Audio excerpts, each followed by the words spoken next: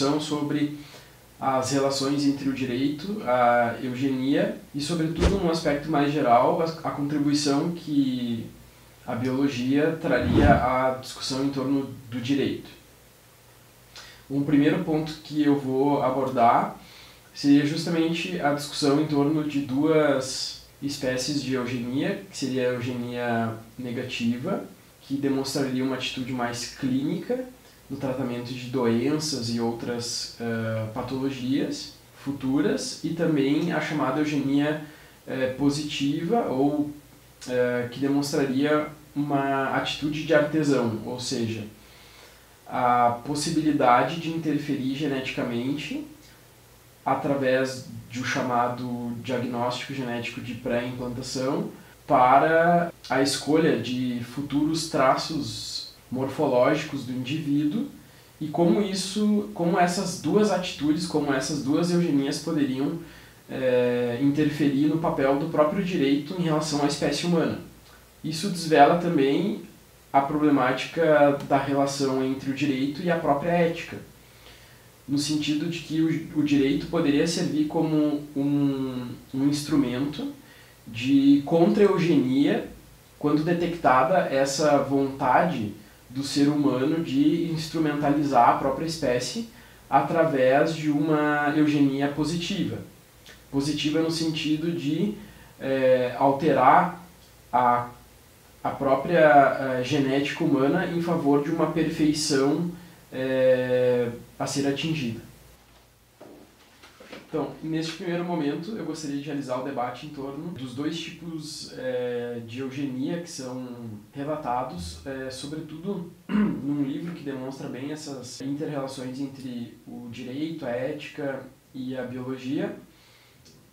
Um livro de Jürgen Habermas que se chama O Futuro da Natureza Humana, em que ele traça uma posição bem conservadora e bem restrita em torno da utilização da chamada eugenia,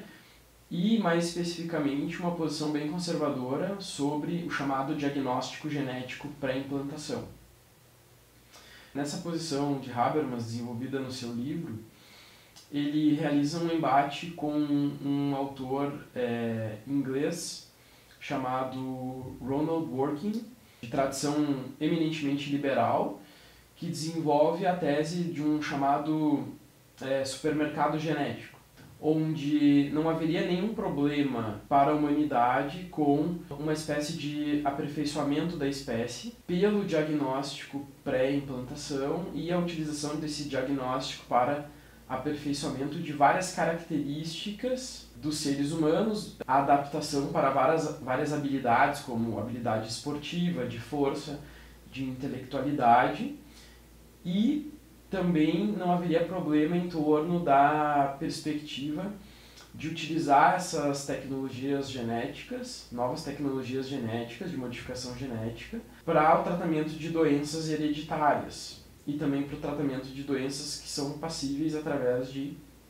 modificação genética. Então, esse debate entre Habermas com uma posição conservadora e restrita em torno da utilização de técnicas genéticas, tecnologias genéticas, e Dworkin com uma posição mais liberal em torno do que se poderia chamar de supermercado genético, onde as pessoas poderiam determinar através de um terceiro, que seria o cientista, os códigos genéticos. Esse debate ele leva de maneira mais específica ao debate entre a chamada eugenia negativa, que seria a chamada atitude clínica do pesquisador, ou daquele que lida com isso, em que a eugenia seria tratada de uma maneira mais restrita para a cura de doenças, para evitar a transmissão de doenças hereditárias, e também a chamada eugenia positiva, que, embora o termo seja usado como positiva, ela seria vista com maus olhos, no sentido de que essa ação externa ela seria irreversível. E seria irreversível porque a pessoa que nasce com aquelas características, o indivíduo que nasce com aquelas características, determinadas por um terceiro, ele não poderia mais, a partir dali, de acordo com Habermas, se sentir como autor da sua própria vida. E a partir dali ele carregaria então um fardo irreversível da sua própria identidade, o que acabaria causando uma espécie de assimetria entre aquelas pessoas que não têm nenhum tipo de intervenção de terceiro em seus códigos genéticos e aquelas pessoas que justamente sofrem uma determinação de quem será a partir de uma terceira pessoa, de um terceiro indivíduo. O que nós chamaríamos de heterodeterminação, ou seja, uma determinação causada por alguém de fora, externa e irreversível, porque não seria possível mais modificar a própria identidade da pessoa com os seus próprios gostos. Então, é em torno desse debate sobre essa chamada heterodeterminação externa irreversível da eugenia positiva, ou chamada atitude de artesão, que nós teríamos graves implicações, importantes implicações para o direito. Porque a pergunta que tem que ser feita é como que o direito vai lidar com pessoas que se sentem diferentes ao mesmo tempo e que geneticamente são diferenciadas. Como numa sociedade extremamente competitiva, pessoas com códigos genéticos que poderíamos dizer naturais, através da chamada eugenia negativa, e pessoas com códigos genéticos externos, que são determinados por outras pessoas, como essas pessoas poderiam se sentir iguais numa sociedade extremamente competitiva? E quais as implicações éticas disso? Como nós vamos conseguir regular as relações entre essas pessoas que são geneticamente tão assimétricas? Como as pessoas que não desejavam ter determinadas características físicas ou genéticas, nesse sentido, elas vão se relacionar com os outros, que têm características naturais, que não sofreram nenhuma determinação externa. Então, qual o papel do direito nesse cenário de contra-eugenia, nessa perspectiva mais habermasiana do termo? Então, seria esse o debate que nós faríamos nessa segunda parte dessa exposição. Então, nessa segunda parte da exposição, eu vou falar um pouquinho sobre qual que seria o papel do direito nesse debate em torno das eugenias, tanto da eugenia negativa, atitude clínica, ou da eugenia positiva, atitude de artesão. Então, nesse debate travado por Habermas nessa obra, em que Ronald Dworkin discorda fortemente, a principal preocupação do Habermas, o principal argumento, na verdade, do Habermas em torno dessa questão é que as eugenias negativas, que em princípio não teriam nenhum problema relacionado à ética ou à moral, ela poderia causar, através do que ele chama de Dunbrook Argument ou Slippery Slope Argument, ela poderia causar o chamado efeito bola de neve. Mas o que seria esse efeito bola de neve? Seria que, quando nós começássemos a aplicar a chamada eugenia negativa, ou seja, nós começássemos a fazer os diagnósticos genéticos de pré-implantação, nós começássemos a manipular geneticamente os seres humanos para fins terapêuticos, para fins de tratamento de doenças graves, para evitar a transmissão hereditária de doenças graves, o uso contínuo e circular dessas eugenias negativas, de acordo com Habermas, poderia levar a humanidade à chamada atitude de artesão ou as eugenias positivas, que são eugenias da atitude do artesão, em que a natureza humana seria gravemente afetada por um ser externo, ou a chamada heterodeterminação externa. Então, Habermas constitui a sua tese sobre a natureza humana, e isso está muito ligado à problemática do direito, através desse medo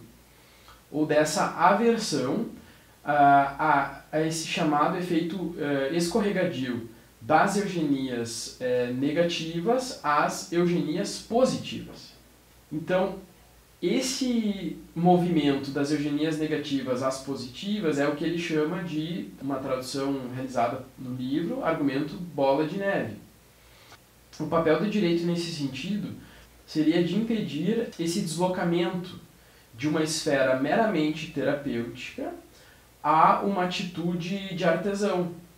onde o ser humano não teria mais a possibilidade de voltar atrás na determinação da sua identidade genética. Então, qual seria o papel do direito e por que isso é tão importante para o direito? O papel do direito nessa perspectiva mais habermasiana seria justamente de realizar uma tarefa contra-eugênica. Ou seja, o direito, nesse sentido, ele evitaria o deslocamento dessa eugenia negativa para positiva, ele evitaria esse movimento através da proibição da própria eugenia negativa. Ou seja, nós não ficaríamos repetindo esse movimento da eugenia negativa como algo bom, algo útil à natureza humana, e nós não interferiríamos nos códigos genéticos e a partir daí não teríamos a chance de escorregar para as eugenias de caráter positivo. Então, nesse primeiro momento, o direito teria um papel contra-eugênico. Isso, entretanto, é a perspectiva adotada por Habermas nesse livro O Futuro da Natureza Humana e em outros ensaios.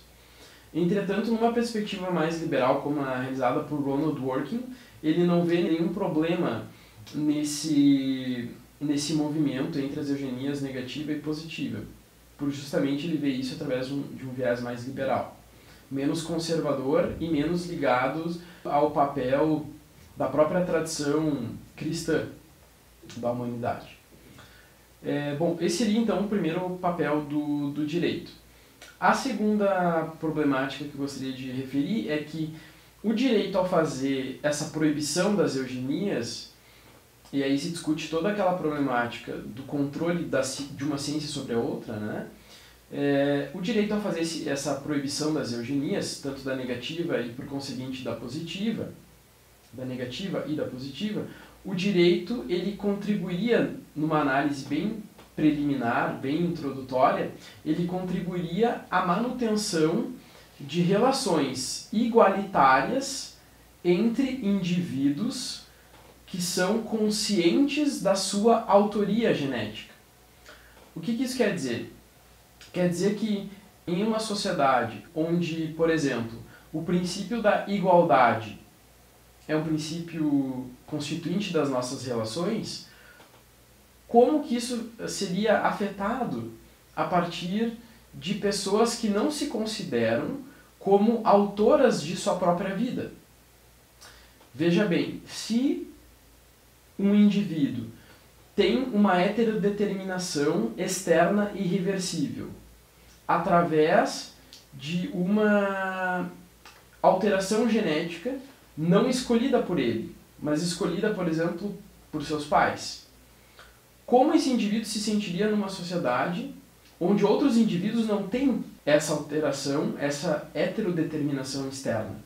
que se torna irreversível? E numa relação jurídica, por exemplo, entre esses dois indivíduos, que seja um contrato de compra e venda, um contrato de transferência de tecnologia, não somente nos contratos, mas, por exemplo, no exercício de direitos individuais, como esses indivíduos seriam, como essa relação entre esses indivíduos seria regulada pelo direito, tendo em vista que o princípio da igualdade é um dos princípios mais importantes do mundo jurídico. Então, esse debate é extremamente complexo, é um debate que não é para o futuro, é um debate que deve ser realizado a partir de agora, e é justamente nesse ponto que se dá essa interseção entre o direito, a biologia, a genética, fazendo com que essa discussão se torne tão importante para aqueles que estudam o direito, para aqueles que estudam a biologia, mas também para as pessoas no seu dia a dia. Então, são esses dois argumentos que eu gostaria de deixar, essa discussão eugenia positiva, eugenia negativa, onde se dá isso, como esse debate interfere na própria autocompreensão da natureza humana, da autocompreensão da espécie humana, e num segundo momento, onde o direito se localiza nesse debate, eu tentei demonstrar qual seria o papel do direito numa perspectiva contra-eugênica e numa perspectiva em favor das eugenias, e como que essa problemática ela afeta muito o chamado direito de igualdade entre os seres humanos. Então é dentro dessa perspectiva que eu gostaria que eu estabeleci os meus argumentos hoje.